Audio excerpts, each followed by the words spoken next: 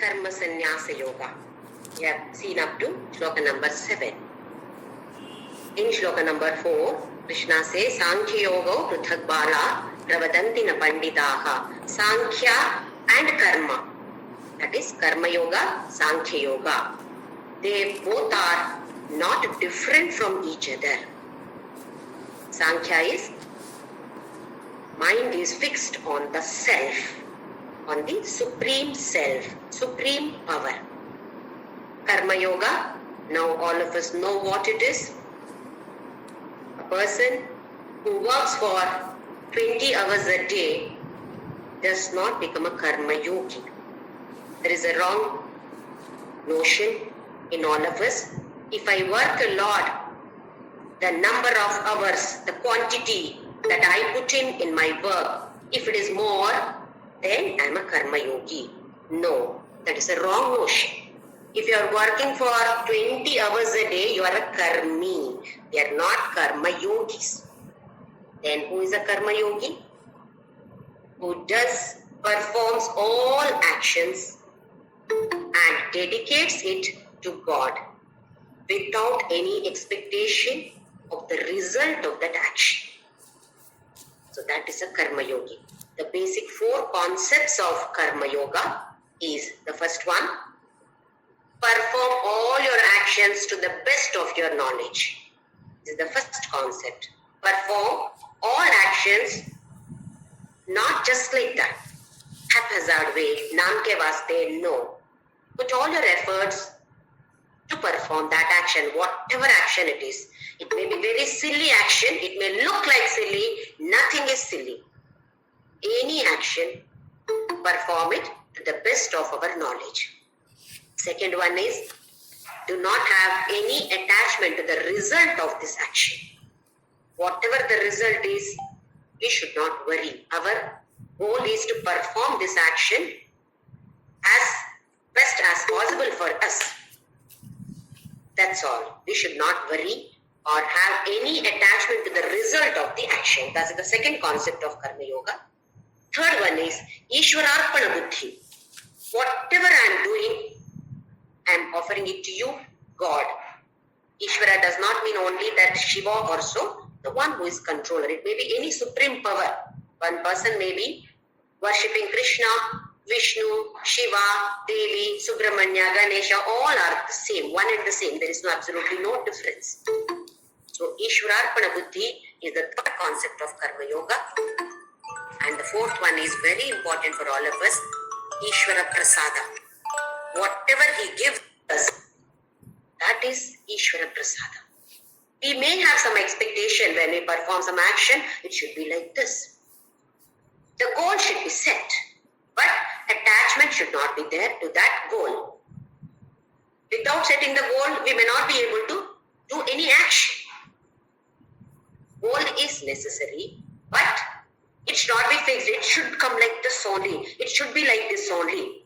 Whenever we set like this, then our efficiency for that work comes down because of that anxiety, tension. Goal should be there, but attachment to the goal should not be there. So whatever actions we perform, that we are offering it to God, Ishwararpana Buddhi. And the last one is extremely important for all of us. Whatever comes in my life, His prasada, He wants me to have this. Why? Because for my spiritual evolution, this is what is important. Externally, it may look like we are failure. Whatever I have performed, it's a failure. Externally, it may appear like this, but internally, there is high, beautiful spiritual growth. Only when we face some difficulties, tough situations, we become stronger and stronger. If every time we are successful, then we become highly egoistic. We never think that God has done this to us.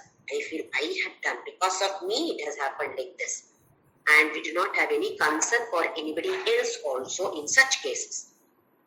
So whenever we face some tough situations, we should understand this also is Ishvara Prasada. So any situation comes to us as His Prasada. It is not only the prasada that we eat.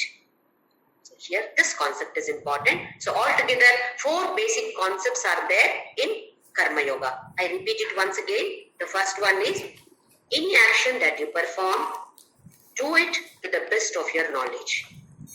Second one, do not have any attachment to the result of that action. Third one, offer every action to the Supreme God, Ishvara Arpana Buddhi. Fourth one, whatever comes to me is His Prasada, Ishvara Prasada Buddhi. These are the 4 basic concepts of Karma Yoga. So Krishna also says, advertises for Karma Yoga, because the result of this is purification of mind. Otherwise, knowledge does not dawn to us. How much ever anybody tells us, explains to us, theoretically we may understand, but experientially we may remain zero. Why? The mind is very, very impure. So for the purification of the mind, Karma Yoga is necessary. That is why Krishna is advising Arjuna to perform this action. For him it is fight in the battle, because Arjuna's mind is not yet purified. Same way, we also are like Arjuna. We are anxious about so many things. If there is peace in us, then we can understand I am moving in the right track. This is how we test ourselves. Like how you test for BP, sugar, etc. I can test. Am I moving forward in this path? How do we know? If at all we are peaceful, yes. Then, yes, I am moving very forward in this path of spirituality. Let us see what Krishna says in Shloka number 8 and 9. I will chant it together and explain together. They are connected with each other. Shloka number 8 and 9, chapter 5. Naiva kinchit karomiti yukto manyeta tattvavid pashyan shrunvan sprishan jigran ashnan gachan swapan shwasan pralapan visrajan gridnan unmishan nimishan napi indriyani indriyartheshu vartanta iti dharayan. Naiva kinchit karomi. I am not doing even little thing, kinchit. Little things also, actions also, I am not doing it. Iti, like this. Yuktaha. Yukto is yuktaha, the one who is centered in the self. This yukta word appears many times in Bhagavadgita. The one who has got wisdom. One who has this knowledge. One is harmonized. Such a person is known by the name Yukta. Yukto manyeta tattvavid. This tattva is understood by the person who is yukta. What is that? I am not doing anything. What are those actions? Krishna now says, Pashyan, seeing. Seeing is an action. What he says is, what we think. Seeing, we don't think that it's a big action. But that is also an action. It is a natural, unavoidable actions are listed here by Krishna. Pashyan, seeing. Shrunvan, hearing. Sprishan, touching. Jigran, smelling. Ashnan, eating. Ashana is food. Ashnan is eating food. Gachan, going somewhere. Swapan, dreaming. Shwasan, breathing. Shwasa, shwasan, breathing. Then, next shloka. Pralapan visrajan grinnan unmishan nimishan napi indriyani indriyartheshu vartanta iti dharayan. Pralapan, talking. Vilapa, pralap are talking. Then visrajan, excretion, passing out urine or all this excretion. That is visrajan. Grinnan, receiving something. Grinnan, unmishan. Unmishan nimishan napi. Opening the eyes, closing the eyes. We don't even realize that I'm opening the eyes, closing the eyes. It happens. Involuntarily, all these are happening. These are all very silly. But all these are also natural actions. So what he says is, such all these actions, this also, unmishan, nimishan napi. All these simple actions, indriyan, indriyartheshu. This is only the indriyas working. Pashyan. Eyes are looking at something. What is that? Indriyartha? Object for this Jnanendriya. Eye is one of the Jnanendriyas. Its function is to see. So obviously it sees something, some objects around. Whatever is visible, it sees that. So a yuktaka, one who has understood this, knowledge of the Supreme Self, says that I am not the one. Naiva kinchit karomi. Little also I am not doing anything. Then what is happening? Indriya. These indriyas are doing it. I am not the karta. I am not the doer. These indriyas are working. Indriyan indriyarteshu vartanta. They are engaged. Eye is engaged in seeing. My ears are engaged in hearing. What am I doing? I am only witnessing.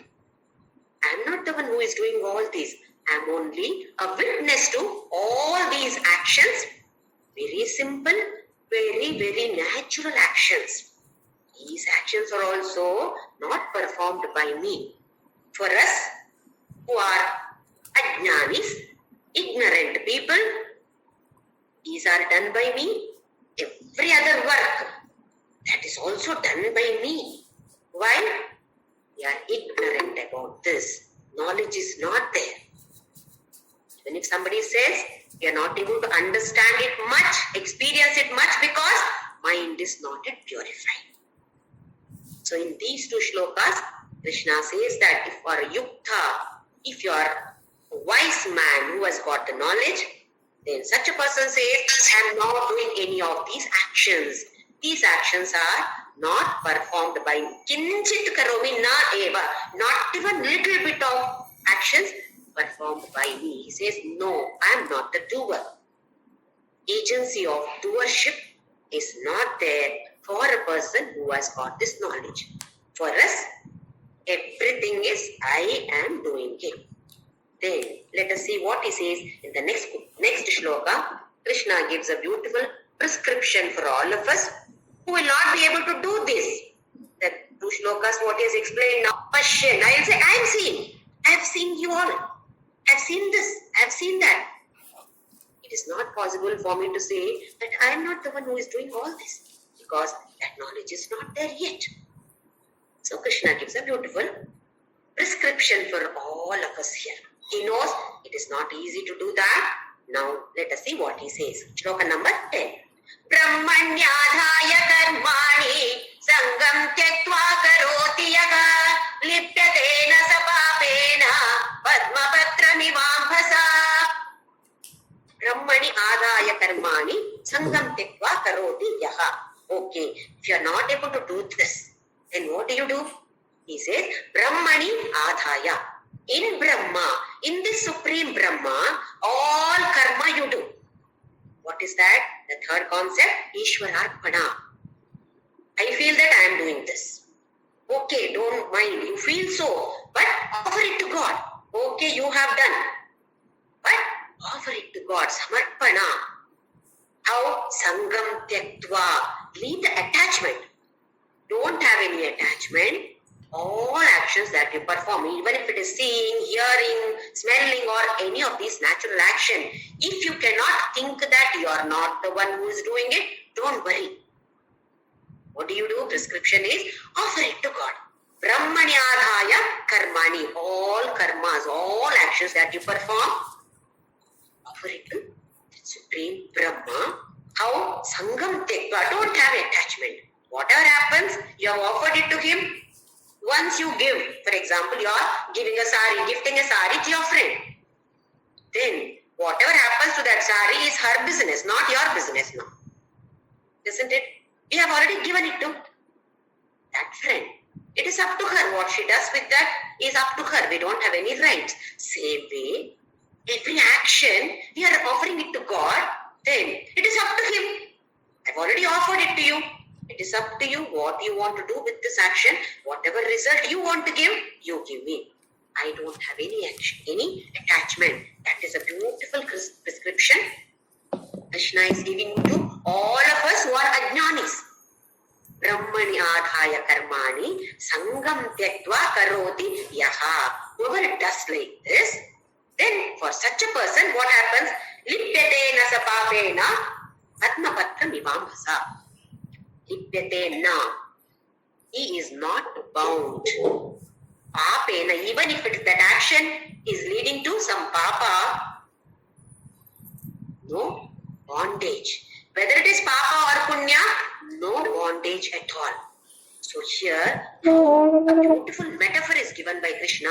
Padmapatra mivambhasa. Amba is water. Amba is water. Like how a lotus leaf, if at all we have observed lotus plant, lotus flower is there. All of us have seen lotus flower. Some of us have seen lotus plant also. Observe the lotus leaf, Padma Patra, lotus leaf. It receives a nourishment from the water, but it does not get moistened by water. It does not get affected by water. Observe, you pour water on lotus leaf, it stands there like a pearl. Just do like this, it's simply that drop like a pearl, it falls down. And there is no water at all on the leaf. That means it does not get wet at all. So this is a beautiful metaphor for all of us. Krishna does not say, run away from the world, go to Himalaya, stay there. No. Krishna says, be in your family, be in this world. Take all the nourishment needed for your body and mind and intellect from the world, but be detached from the world, just like a Padmapatra. It takes its nourishment from water, but it is not attached to water. Water falls on that, it remains separate from it. It does not get wet at all. Same way, let everything come to us. But we should be able to drop everything. Okay, this is all Ishwararpana, this is what you have given, come on. This is good for me. This is a beautiful metaphor given for all of us who are all ego-centered people. Our center is ego. What Krishna advises through this Bhagavadgita Mata is that be soul-centered egos, not ego-centered souls. Change slightly, all become soul-centered egos. I hope it is clear. We are all ego-centered souls. Soul is there, but it is centered on ego. When we center ourselves on the soul or Atman, then let the ego be there, no problem. But ego drops then. By default, it gets dropped. Just like how from the lotus leaf, you just turn like this, that totally water falls down and there is not even any other thing of, oh, was there water? We don't even come to know.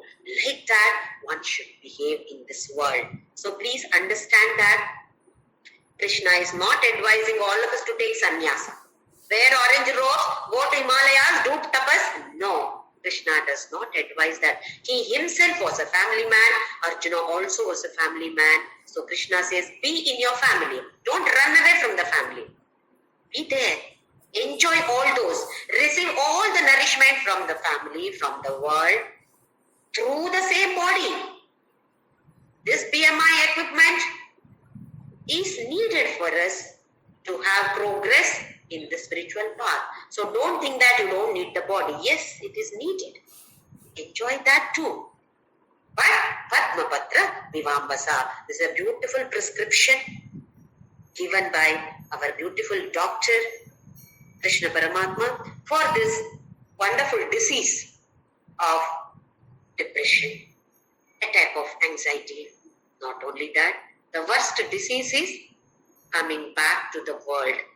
Punarapi jananam, punarapi maranam, punarapi janani jadhare shayanam. This is the worst disease. So Krishna says that also is not there for you. So in the next few shlokas, Krishna is going to stress on this particular concept. In the 4th chapter 2, 21, 22, 23, 31. Like this, there are so many shlokas where he stressed on this. That is, karmani, brahmanya, offer everything to Krishna, sangam tyaktva. Don't have attachment. Three more shlokas is going to stress on the same point. So when we observe, there are a few concepts in Bhagavadgita. Krishna comes to the same concept from different angles, giving different examples or metaphors so that ignorant people like us can understand.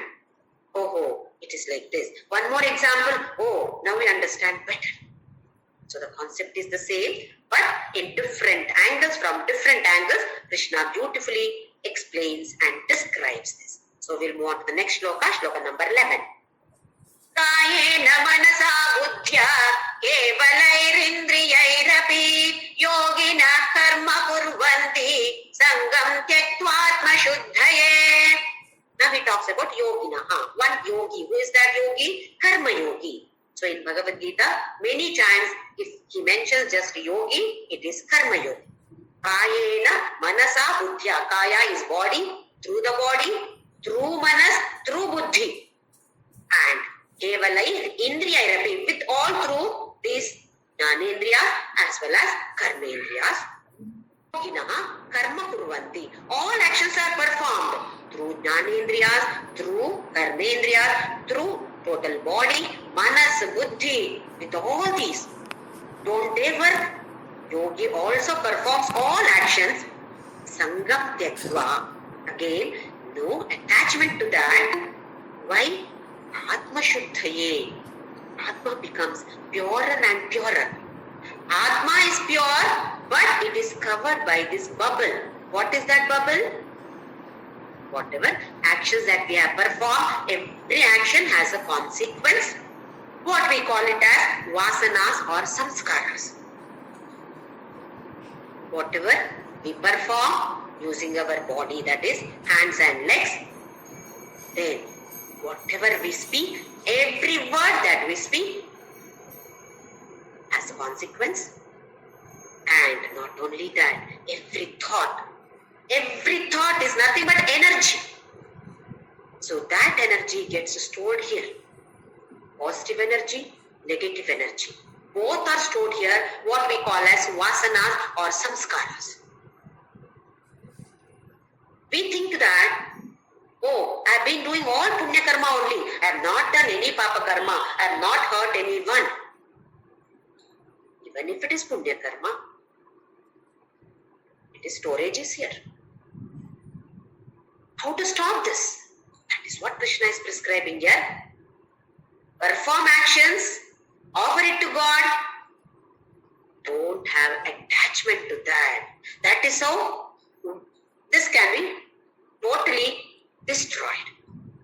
That is, all the vasanas, samskaras can be destroyed only when we offer it to God and without any attachment to that, or with the yajna concept. This also, he has clearly stressed on it in 3rd chapter. Lot of importance was given to that concept of yajna, selfless service. Most of the time, we also do services, lot of services. For us, service means go to some orphanage, old age home, distribute something. That is service for us. What Krishna says is, that is one aspect of service, but 24 hours, you can turn all your actions into service. Cooking, washing vessel, cleaning bathroom, doing puja, everything can become service. Every simple natural actions, karma, can be transformed into karma yoga. With this yajna concept, because for us, we are cooking at home, thinking that this is for my husband, my children, my relatives, or whoever it is. Just slight change is needed, that's all. I am cooking for Krishna in my husband. I am cooking for Krishna, Parabrahma in my children, Parabrahma in my friends. Just this slight variation is needed, that's all. That is why Krishna says it is easy. Karma yoga is not at all difficult, it is easy. You are anyway performing actions, slightly modify that. Then you also become a karma yogi, and then Atma Shuddhi. Atma Shuddhi takes place. So it is just to be an observer. Do all the actions. Just keep observing. That is what removes the ego. We are all having this because of the ego. Performing action, I am doing. Who says? That ego is saying that. I. Wherever I go, I should be treated well. If somebody is not treating me well, ego. There says, see, no, this is not the way. That is ego. So this destruction, we must destroy this ego. How does it happen? Once again, Krishna is prescribing the same in most of the shlokas of 3rd, 4th, 5th chapter. Move on to the next one, shloka number 12. Yukta karma phalam tyaktva shantimapnoti naishtikim ayukta kamakarena phale sakto nibhadyate. Yukta, once again, yukta. One is harmonized or balanced or having the knowledge. Yukta karma phalam tyaktva, renouncing the result of the action. Shanti mapnoti naishtikim. Shanti, peace of mind. This is what we are all running after. Peace. Peace cannot be manufactured in any factory, unfortunately. If at all there was any such factories, then all of us would have been there in that queue to buy that peace. But Krishna is very clever. He has not made any such factories where peace can be given, but such beautiful scriptures are given to us. Isn't this a beautiful factory here? Bhagavadgita. Where you work, you go and work in this factory. Then definitely we all will get peace. So it cannot be bought like that. But again, different ways Krishna says perform karma yoga. Then you will have shanti. What is this shanti again? We call it as peace of mind. If there is no disturbing thoughts in the mind, then that is peace. We are peaceful. 1 or 2 days we are peaceful. Then the next day something else happens. Again, the peace is destroyed. We are anxious.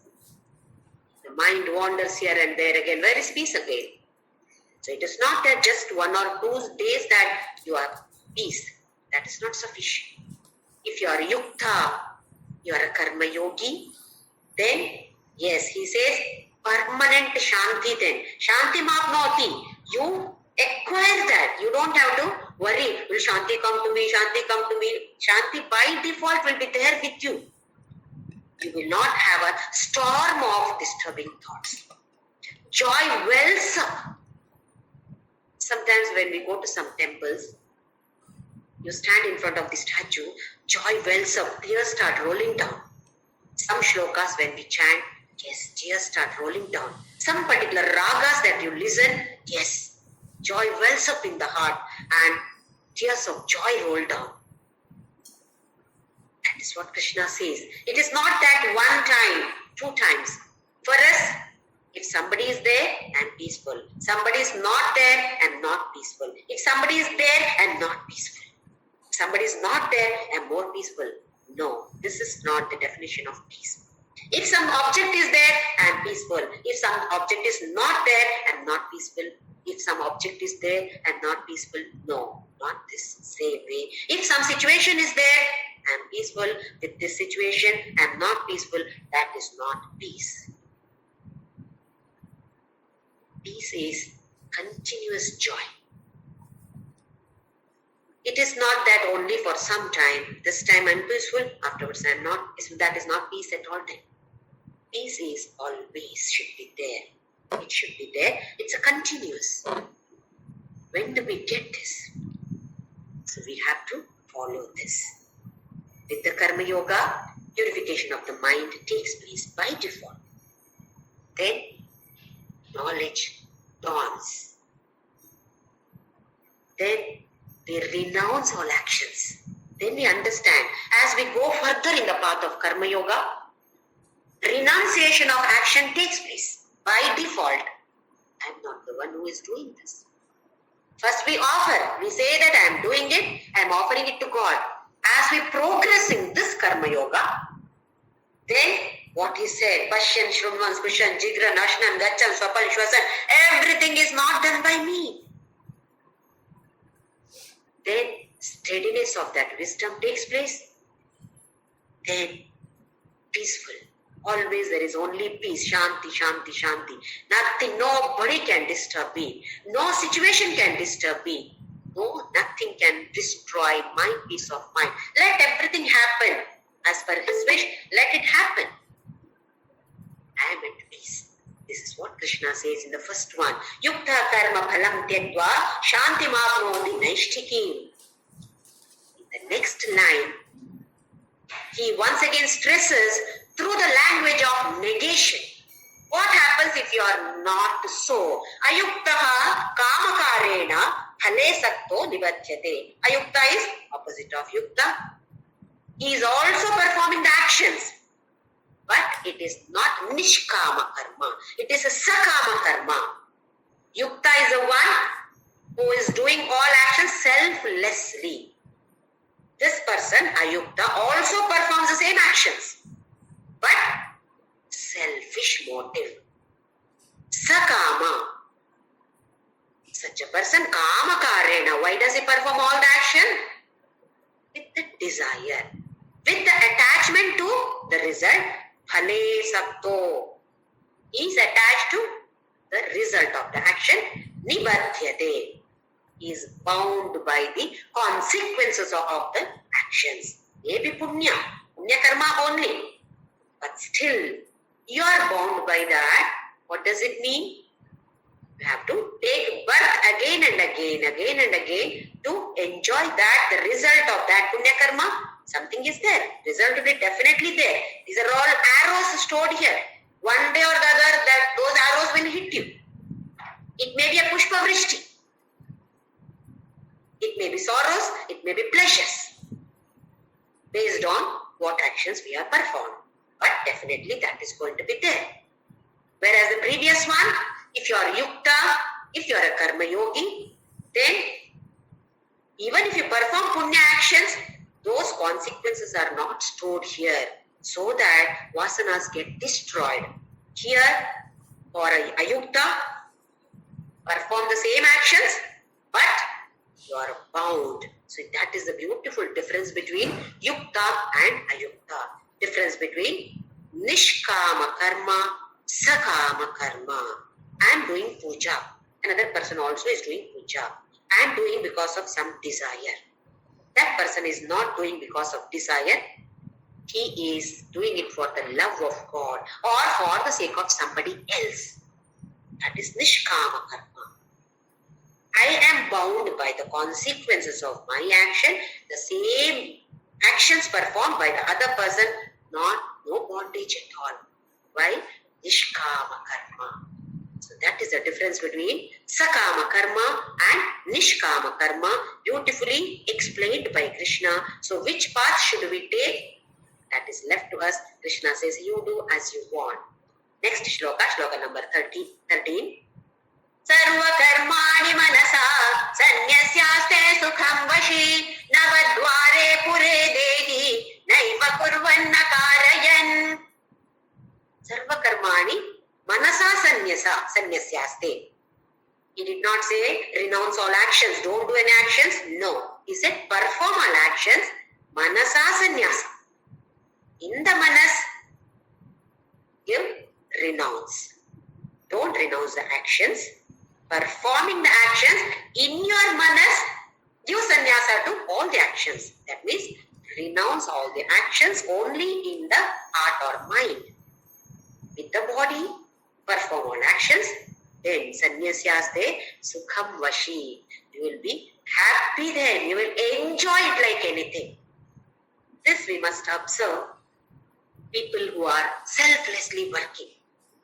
Maybe some days they work for 24 hours also. But they derive a joy out of it because they are not working for themselves. When we work for ourselves, we get tired. Oh, so many hours I worked. Tired. When we work for others' sake, not for my own sake, somebody else's sake, then there is joy in it. Sukha, sukham vashi. Then another metaphor, beautiful metaphor. This is given many times in many Upanishads also. Navatvare pure dehi.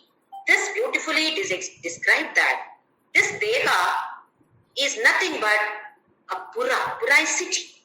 City with 9 gates. Nava is 9, Dwara is gate. 9 gated beautiful city, Pura here.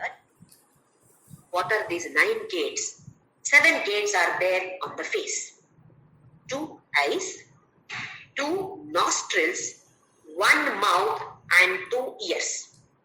2 eyes, 2 nostrils, 1 mouth and 2 ears. 7 on the face, upper part of the body, and the 2 more. 7 plus 2 is 9. 2 more on the lower portion of the body. One is the genital organ and the other one is excretory organ or anus. These are the altogether 9 dwaras. Receiving as well as sending out excretion. What is a gate? What is the purpose of having a gate? To come inside, to go outside. Same way here, this body has got 9 gates. That is why he says, Navadware Pure. This is nothing but a beautiful city of 9 gates. In this, who is the king? The one who is residing in this body is the king. Now, if there is a kingdom, king is there. He has got different ministers. What is his work? Just delegation. He does not do much of work. He has the power, authority. The work is done by all different ministers. Same way here, Atma is the king of this body. Atma is a karta. Atma does not do any work. Then who is doing the work? All these different kinds of ministers are there. They are doing all the functions. Atma royally sits there like an emperor. How we see the emperor sit on a beautiful, wonderful throne. They simply sit there and order. That's all. Actions are done by the others. So here, Navadware Puredehi Naiva Kurvan Akarayan. He does not do any work. He is only Akarayan, Akarta. Who is that? He is residing here in this Pura, in this city of 9 gates or 9 gated city. This Atma is royally sitting, making all the others work. He does not do he or it or whatever we call. Naiva Kurva, nothing, na eva, nothing he does. Akarayan is Akarta. So this kind of metaphor is used in many different Upanishads. That is, 9 gated city is this BMI equipment. So Sarva here, now what do you think? I am not the one who is doing. I am simply sitting there. That is what the king is doing. If we identify ourselves with that king, then we can all say, Pashyan Shrungan Sprishan Jigran, I am not the one who is doing. But unfortunately, we are all identifying ourselves with this BMI equipment. We are all coming under the category of Deha Abhimani. Deha Abhimani Sangha, all of us are presidents. We have so much of attachment to this body. Deha Abhimani. So Krishna says, become Atma Abhimani, not Deha Abhimani. So perform all actions, but Sarva Karmani Manasa Sannyasa. You have to take sannyasa only in the mind for these actions. So it is not important for you to become a sannyasi. Go somewhere, some secluded place, sit there and do meditation. No, Krishna is not saying so. Be in the world, be in the family, make use of the same body. But progress in this way. So let us move on to the next shloka, shloka number 14. Nakartritvam nakarmani lokasya srijati prabhu nakarma phala samyogam swabhavastu pravartate. Nakartritvam nakarmani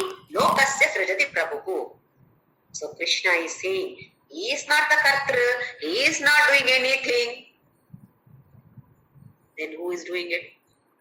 He says, na karma phala sanyogam. He is not, that is Brahma. Brahma is not the one who is making you do this. Does he say Krishna did anytime he said, told us, Jyoti do this, Jyoti do that? No. Don't do this, don't do this? No. He never says. Na kartrutvam. I am not the doer. Na karmani lokasya srijati prabhu. This is not created by me. Don't think that I am the one who is doing. No. Na karma phala sanyogam. This karma, this is the phala. I am not attaching it like this. I am not the one who is doing this. Then who is doing it? Swabhava. Swabhavastu pravartate. This same similar shloka we have seen in 3rd chapter 2.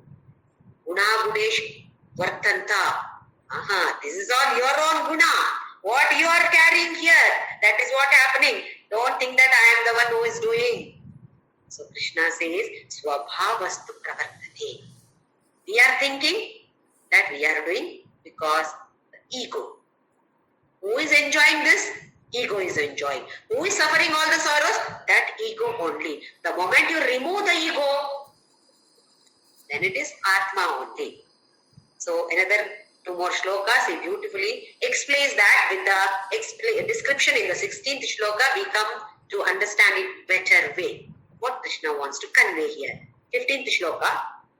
Nadatte kasyachit papam na chaiva sukritam vibhu ajnanena vritam jnanam tena muhyanti jantavaga. Nadatte kasyachit papam na chaiva sukritam vibhu. He does not take Krishna or Parabrahma or the supreme power. He does not take anybody's punya karma, no papa karma. Na datte kasyachit papam, na chaiva sukritam. No papa, no punya. I am not the one who is receiving your papa or punya, or I am not the one who is making you do papa karma or punya karma. Nadatte kasyachit papam. I don't take any. You have given me, I am not taking any papa of yours. Na chaiva sukritam. Even if you perform any punya karma, I am not interested in that. I am not receiving that. I am not taking it. Then, ajnanena avritam jnanam. Your jnana, you have, because your soul. What is the nature of soul? Sat, Chit, Ananda. Sat is continuously existing. Chit is knowledge. Ananda. You are always blissful. Then why are we not able to experience that? It is covered by ajnana. Jnana is there, but it is covered by ajnana. Dhumena vriyate vagnihi. This also yatha darsho malena cha. This also we have seen.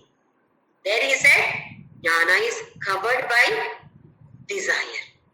Desire because of ajnana.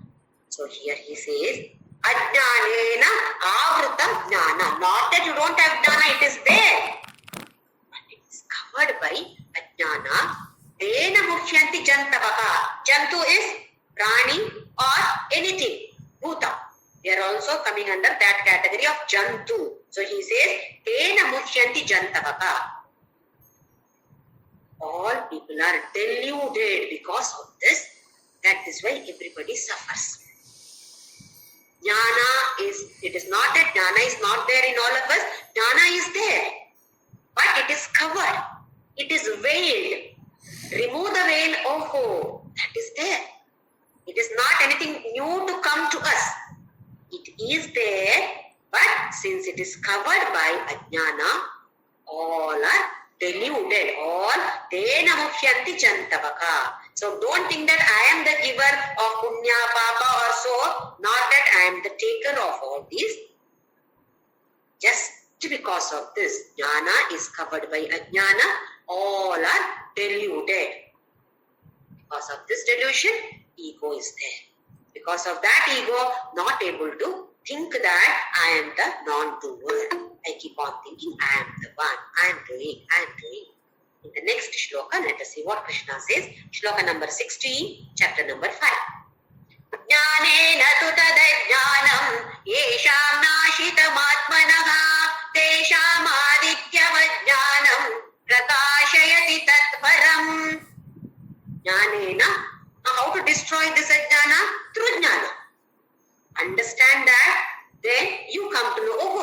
this is already there.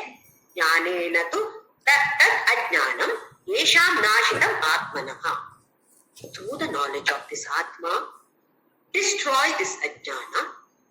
Tesham aditya vajnanam prakasheti tat param. Para is that supreme. Supreme self.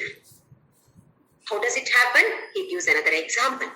How sun god, Surya, Tesham Aditya, Ajnanam. Aditya is sun god, Surya. How he illumines all the objects in the world. When Surya is there, darkness is not there. Then what happens? He illumines all objects. Oh, this object is visible to me. Why? It is illumined by sun's brightness, light from the sun. Let us understand it in a better way now. When it is cloudy, we say that sun is covered by cloud. Sun is so huge. Can a small cloud cover that sun? No, it is not possible. When the cloud moves away, we say, sun is visible now. Sun is existing there. He was not visible to us. One more example for us to understand easily. Assume that there is a mountain. But I cover my eyes, not even in this way. I just keep my finger in front of my eyes. Then, mountain is not visible to me. How big is my hand, my palm? Can this palm cover that huge mountain? I am not able to see. Then I say, mountain is covered by this. Mountain is covered by my palm. I hope I am making it clear. Such a huge mountain, can my small palm cover that such huge mountain? Impossible. But I am keeping it in front of my eyes. My eyes are covered by the palm, so I say the mountain is covered by my palm. Such a small palm cannot definitely cover such a huge mountain. It is only my eyes are not able to see. So what should I do? Remove the palm. Mountain will be visible. Very easy. If I just remove the palm, oh, it is right in front of me. Am I creating the mountain now? No, it was existing. I had covered my eyes with my palm. That is all. Same way here, Krishna says that just like how sun illumines all objects in this world, this jnana makes you realize that you are this, Tat Para. You are none other than the Supreme Brahma, Supreme Self. You come to know, oh, I am this. Another example I would like to say so that we understand better and better. In my dream, I had a wonderful profession. I was very successful in my dream last night. The moment I got up, woke up, my profession is gone. I was a successful professional in my dream. The moment I wake up, along with the dream, that successful profession also is gone. I was a dreamer, now I am a waker.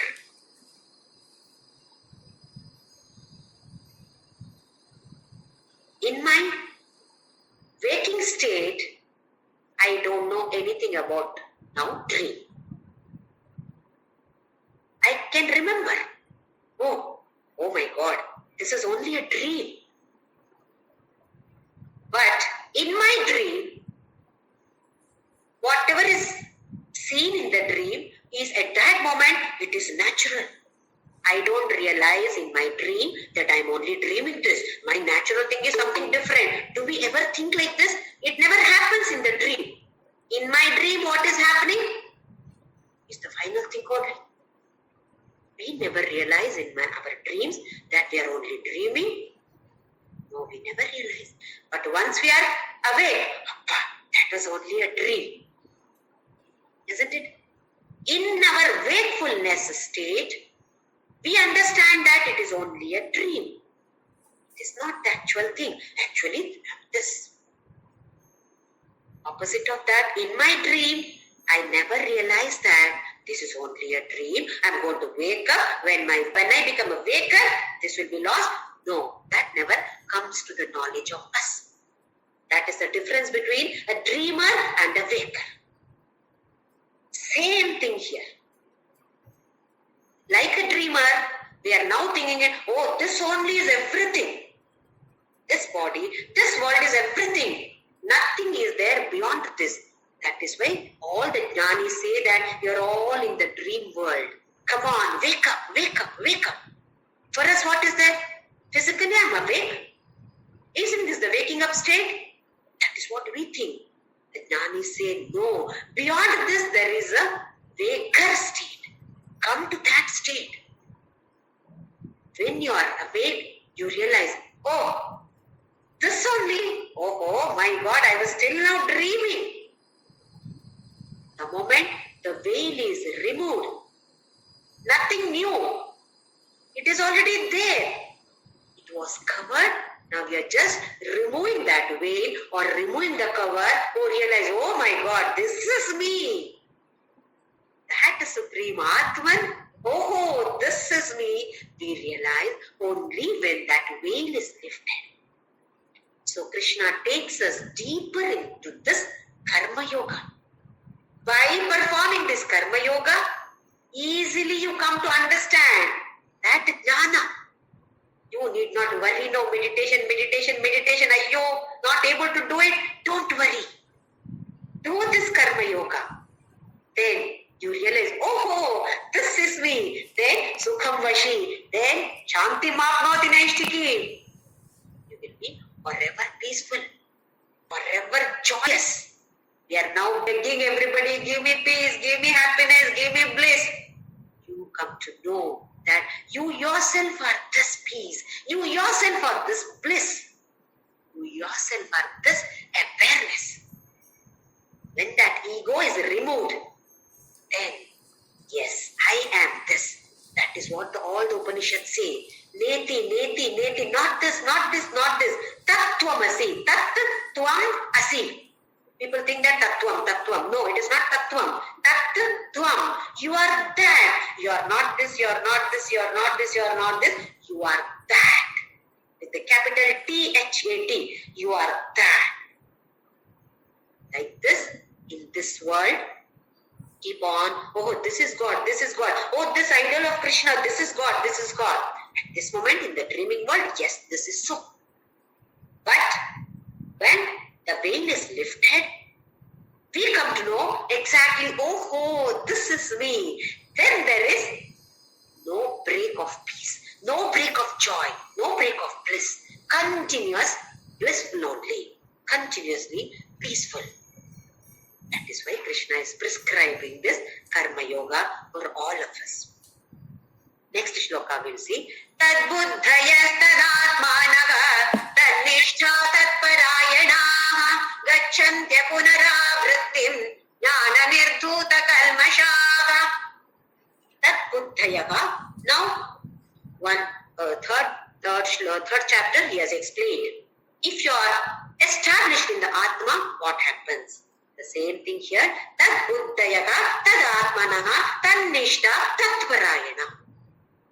Buddhi is established in the Atma, in the self itself. Why? Now we have come to know. Veil is lifted. Ego is no more there. Now, tannishta, you are always in that. Tatparayana, goal itself is tat. When you are like this, gachanti apunaravrittim. Avritti is circle. We say that 11 Avritti of Vishnu Sahasranama. That means circle. Again and again, chanting Vishnu Sahasranama or Lalita Sahasranama, Avritti. Circle. So here he says, Gachanti apunaravritti, no avritti, no coming back. You are out of this, out of the cycle of birth and death. How? Jnana nirdhuta kalmashaha. Your ajnana is dispelled by this jnana. All kalmashas vanish. Now, if there is darkness, light is brought there. You light there, light a light or a candle or a lamp or something. Then what happens? Darkness is no more there. It is bright now. Do we say this darkness was there for so many years, so you cannot remove the darkness? It is so difficult because it is there for so many years. Just light a lamp, immediately darkness is no more there. Or do we say it is a strong darkness, pitch dark, so light will not be sufficient? Just light a lamp, however strong that darkness was, no more it is there now. Whether it is old darkness existing for many years, that darkness also is no more existing because of this light. However strong that darkness is, light a lamp, darkness is no more.